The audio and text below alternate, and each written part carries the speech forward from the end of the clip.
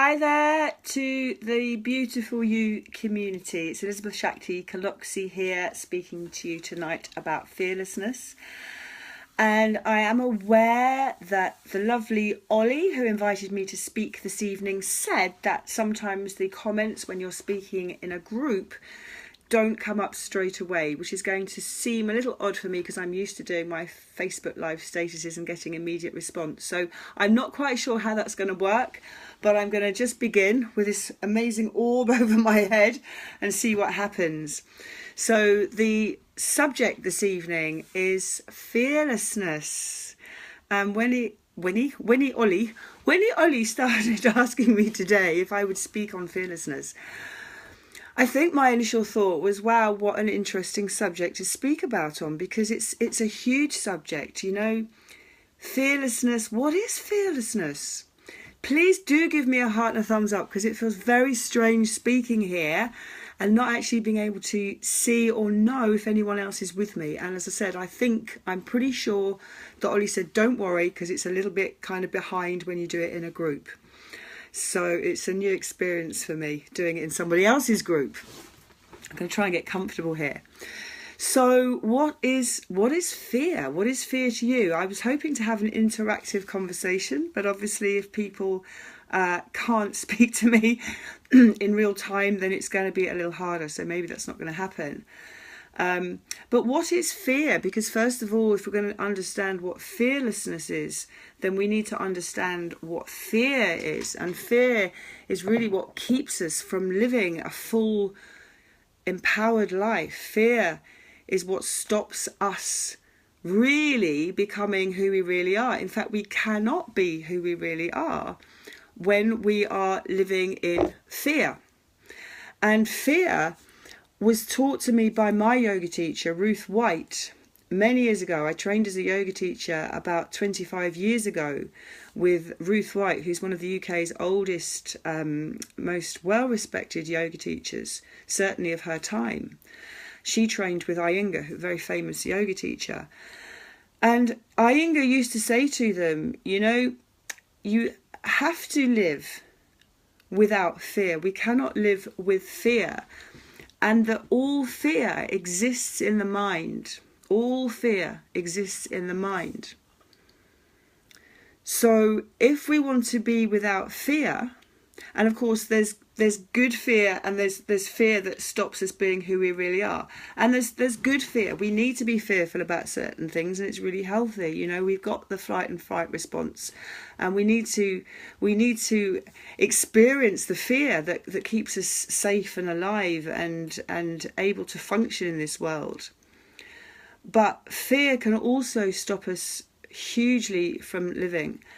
And when we come into the present moment, what she taught us, what Iyengar taught us, was that you cannot be present and be in fear at the same time. Yoga teaches us to be in the present moment, to be here now. It's impossible to experience fear. Fear belongs in this world of duality. Fear is the mind. Fear is fear of what's going to happen in the future. And it's impossible when you're fully present to be experiencing fear.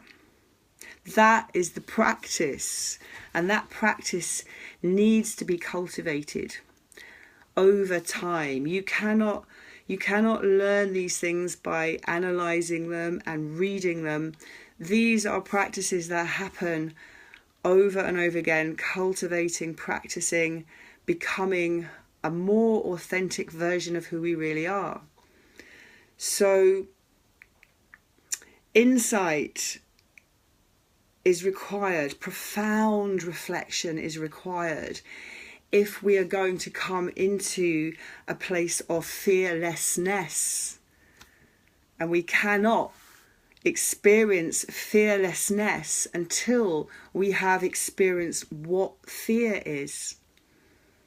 And as I said, if you've just joined, please do write any questions. Give me a heart, give me a thumbs up so that I know you're there. And I'm just wondering if we can have interaction on this group, because I'm very, very welcoming of any questions. I have experienced huge amounts. Oh, lovely, somebody's here. I think there's several of you here, but unlike my group when I do it, because I'm on someone else's group, I can't actually. Oh, beautiful, thank you. I'm so glad people are here. And we have the first comment. Hello, Elizabeth. Welcome. Kylie. Hello, Kylie. Starting to speak to me. I think it's running a little late, but it's starting to speak to me. So if you missed the first bit, please do rewind at the end and have a listen, because what I've shared so far really is that it is impossible to experience fearlessness until we have experienced fear. And as a human being, we have a mind and we have a body. And the mind is only associated with the past and with the future. When we live in the present moment, and I just want you to experience being in the present moment, right in this moment. So the best way to experience presence, the easiest way to experience presence, for one moment with me, just close your eyes for a moment. Relax your jaw so that your lips part. Relax your belly, relax your shoulders, and just take a deep breath into your belly, into your pelvis. And just feel into the quality of that breath, that inhalation. When we take in the breath, we are inspiring, we are inspiration, we are life. And we can just slow the mind down. Evening, hi. We can slow that thinking, the thoughts, the persistent ideas about what's going to happen next, the beliefs, the dogma, the never-ending chattering. So we can really learn how to be fearless actually through mindfulness. And mindfulness does not have to be sitting cross-legged. I didn't know where this conversation was going to go, and it seems to be just for a moment going into what meditation is, because, and we'll come back to fear in a minute, and please do write down anything you want to ask about fear.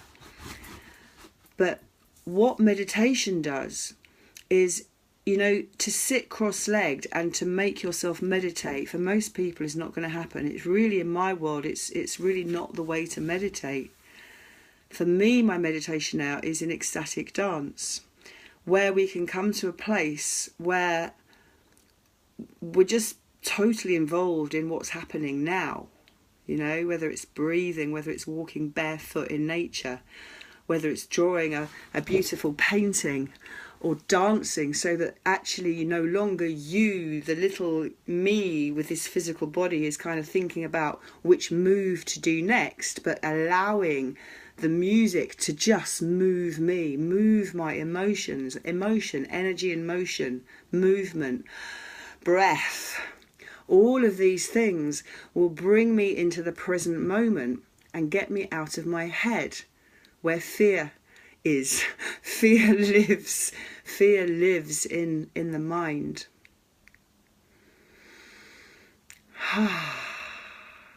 So just take a breath in before we continue.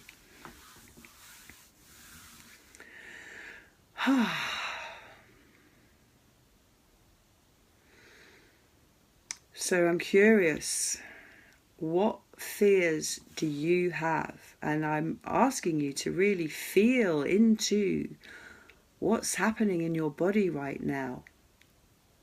What's moving for you? What's alive for you right now?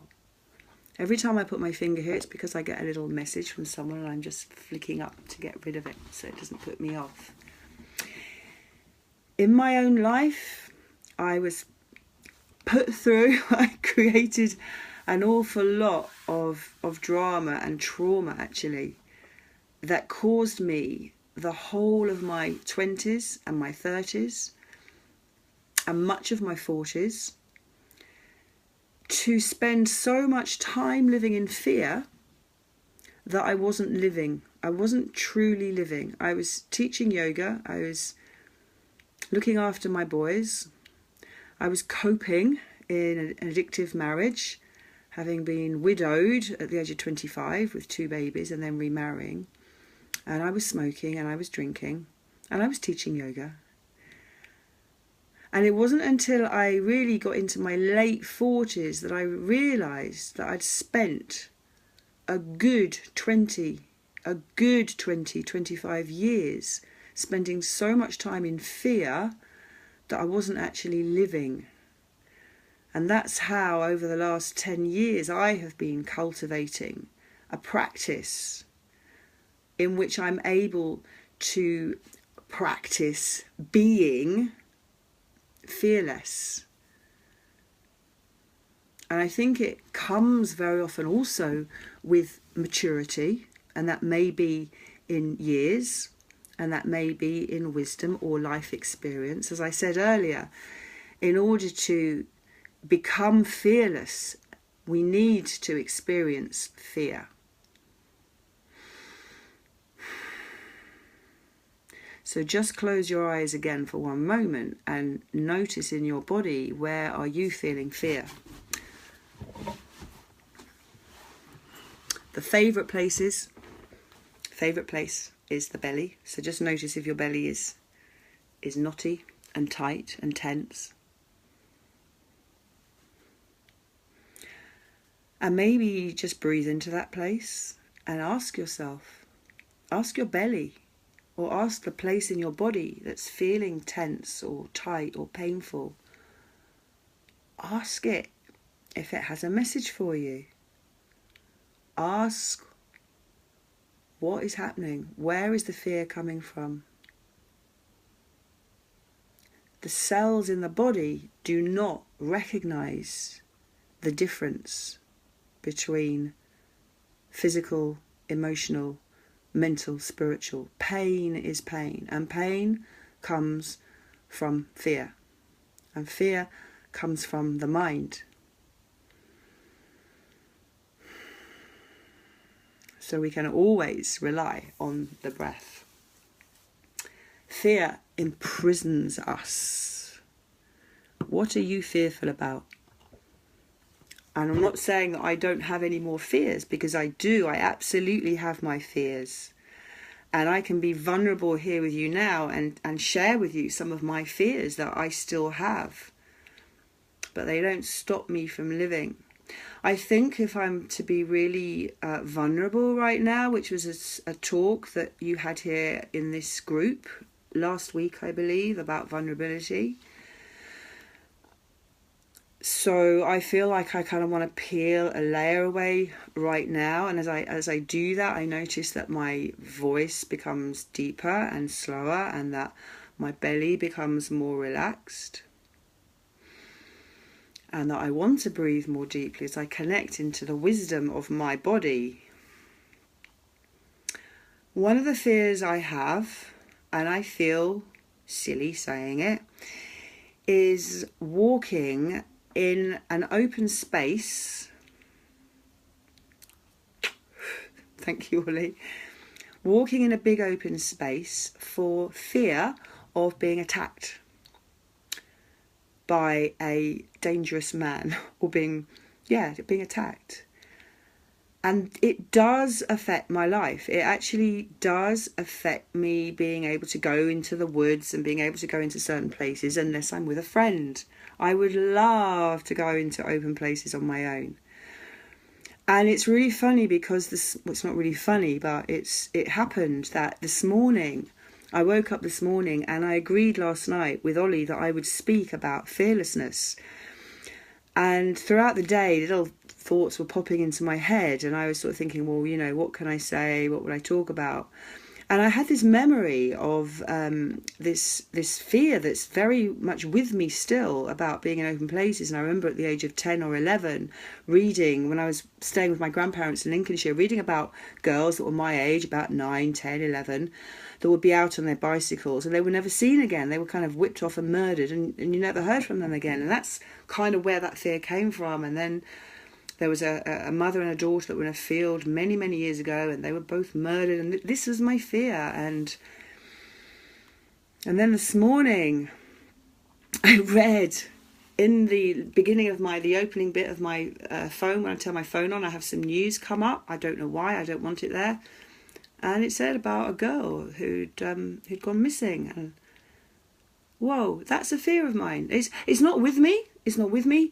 But it stops me from living my life. And when I told my mentor this many years ago, she looked at me and she said, Liz, why are you scared of that? Don't be scared of that. But I am scared of that. And it just stopped me. So I'm just curious to know one thing that you're scared of in your life that actually kind of holds so much fear for you. Is anyone going to share anything? Because then we can look at the cause and why we have so much fear. What's the underlying sponsoring thought around fear? Is anyone going to share and be vulnerable to share what their fear is? And then I will read you a poem that changed my life, that I just read on my own wall, actually. Skydiving, and we're fully committed to... Whoa, Ollie. Oh my God. That's amazing. Oh my God, I'm seriously in awe of that, because that would be a massive fear of mine too. And Kylie is also here, Kylie Elwood, my niece. Are you still there, Kylie? Because Kylie does not have these fears, and she went skydiving. She does these amazing things, and she appears to me to be fearless. Dying. That's the biggie. That's the biggie. That's the biggie. It's dying. Yeah, absolutely. Hi, Clee. Yeah. Dying is the biggie. So when we come back to this idea that we are separate, that we have a mind, and that we have a separate self to the soul, to the spirit, then it is only the mind, the ego, that believes it is separate and is frightened of death. The soul knows that there is no such thing as death. And in my case, because my first husband had died from cancer at the age of 25 after I had my second child, because of that, I spent 20 years really fearful that I was going to die. In fact, I started creating illnesses. I became very, very... I believe psychosomatic is a real thing, but I became what I would call, or what I did call then, a hypochondriac. I was at the doctor's every other week with an illness, with a disease that was literally starting to happen in my body, because I was so convinced that I too was going to die. It was around the time when AIDS just came out, and I thought, because my baby had been so critically ill and nearly died, that I thought, well, we must have all got AIDS. I mean, it was just, I had everything going, and so did many friends. We all became hypochondriacs. It was when I stopped worrying about dying that I truly began to live. And this is the insight. This is the practicing, the cultivation of a deep, profound, reflective knowingness and insight of who I really am. That behind the mask, behind the ego, behind the mind, behind the separateness, behind the duality, there is a connectedness. In Heart IQ, in Heart Circling, we say that you are me, I am you, cleverly disguised as me. You are just another me cleverly disguised as you. You know, we are all the same. We are all connected. And when we can not just understand it intellectually, but when we can start to live from that place, when we can start to really, really get that we are all here for each other, which is wonderful, because this is what Ollie, I see, is doing in this group, is just connecting people, you know, just connecting us, because we're all connected already. And it is the mind that is so separate. It is the mind that believes that I am me and my little body and you are you. And I believe that most people's fear comes from, if I were to ask people in the street what their biggest fear is, why they don't show themselves as fully who they are, it's a fear of rejection. It's a fear of not belonging. It's a fear of looking stupid. It's a fear ultimately of I am not enough. I am not enough. And that is the mind. That is the mind telling us.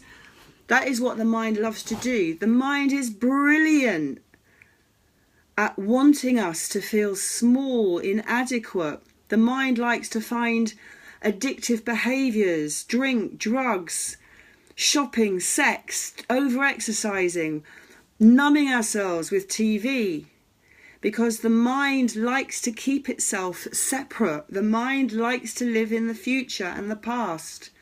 The mind is only concerned with fear. But the other end of that is love, is freedom. This is who we really are. So what we do in Heart IQ, which I've just become a facilitator a few years ago, I've been running heart circle groups, is actually getting people in circle, which is an amazing place to be, in a circle, in a heart circle, where we are vulnerable and when we are witnessed in speaking the truth of how we're feeling without being judged, without somebody trying to change us, without being advised. We're just allowed to be witnessed with whatever is moving with us now, so that we can sit in presence and be honoured and witnessed and loved and accepted for all that we are, for everything that we are. The messiness, the shadow part of us, the part of us that we don't want people to know about.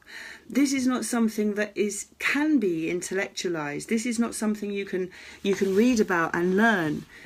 When we sit in circle, I hold a space where people can literally experience presence and be invited to share whatever is moving for them in this very moment. So we often begin with the physical body, the mental body. I'm going to wind up soon because I've been talking for a really long time, and I can actually talk about this subject for probably for days, I should think. But what I really love about heart circling, and if anyone is still there, I am running a Pilates and yoga retreat in Portugal on the 7th of October for 7 days, everything included. Please get hold of me if you're interested in coming along. So what we do in circle is we acknowledge the part of us. Oh, lots of lovely hearts. we acknowledge that a part of me is feeling really scared right now, for example, that my husband doesn't want to be with me anymore, and I'm noticing a part of me wants to die. The language that we use is that I notice a part of me feels to ourselves, because the mind loves to exaggerate and think that if I say something, that it's the whole of me. It's like every single cell in my body wants to die. But that's never the case, because there's a part of me that's noticing another part of me that wants to die right now because I'm so sad.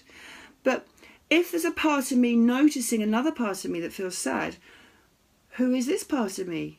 This is the witnessing part of me.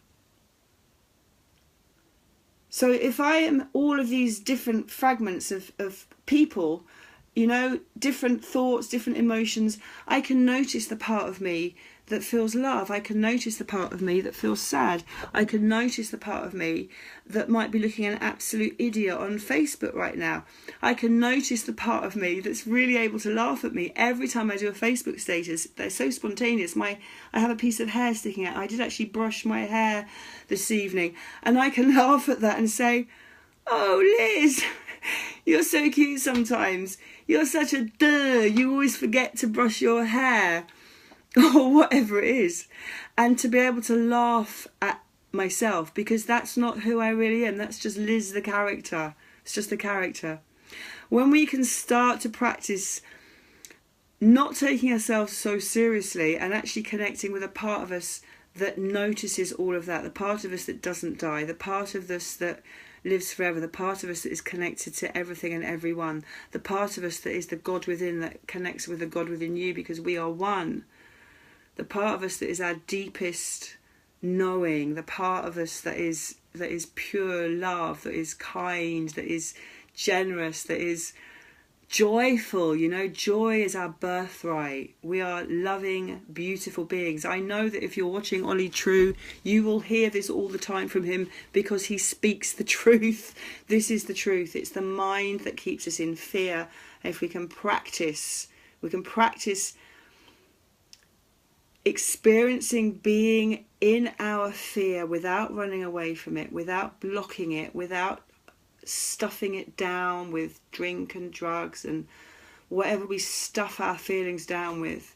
Even being busy all the time, running around. When I was widowed, I spent 10 years, I didn't stop for 5 minutes. We stuff it all down. Meet the fear, face the fear, do it anyway. Well done, Ollie, with your amazing, in 2 months' time, doing a skydive. I'm in awe of that. Maybe, oh my God, maybe I will do that. I hate heights. I go dizzy. I can't go up. Can't even go up the tour in Glastonbury. I don't like heights. I get real vertigo. Wow, that's amazing. I feel like I've spoken enough. Hello, Liz. Made it on. Love this. I love you. I was going to read a little poem. I'm going to really quickly read this poem. I have actually put it on my own wall, Elizabeth Shakti Kaloxi. It's so wonderful. I'm going to read it really quickly.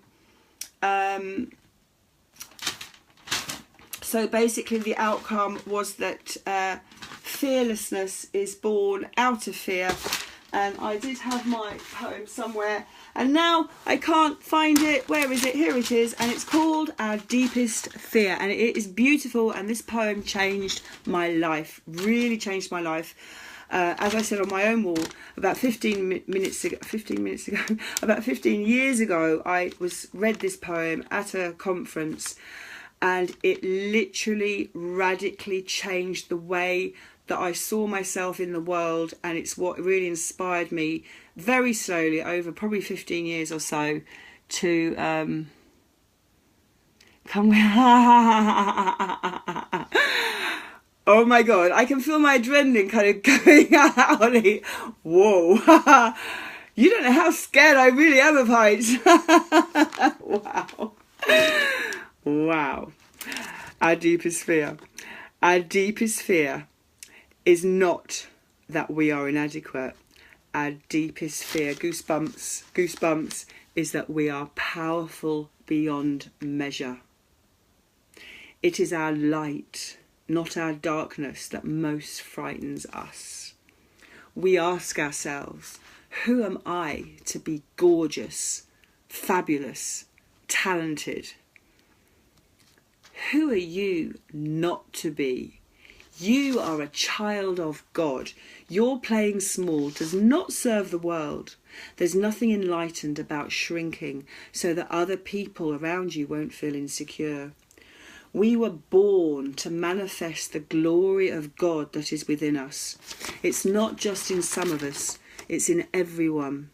And as we let our own light shine, we unconsciously give other people permission to do the same. As we are liberated from our own fear, our presence automatically liberates others. So just take a deep breath in. I will post in the comments, actually, I did record that poem several years ago, so I'll put a link through to that, and maybe you can listen to it again and just kind of meditate on that, because it's very, very powerful. And thank you for listening. And as I said, I've got a website, fitfromwithin.co.uk, for St Albans, Hertfordshire people who want some amazing Pilates. But mostly what I'm doing now is I'm writing a book called The Middle-Aged Goddess Playbook, which is all about my life, interspersed with spiritual teachings and how I've come through so many things, how it's changed my life, how it's made me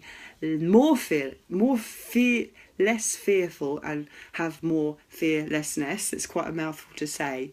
And I'm running a retreat in Portugal this year on the 7th to the 14th of October. So if anyone fancies coming along for a couple of classes every day, some amazing food, some sunshine, we're in a beautiful house, and it's all inclusive. So if you want details, just give me a buzz or give me a private message, and do come along. Thanks for listening to me, and have a great rest of the evening. Namaste.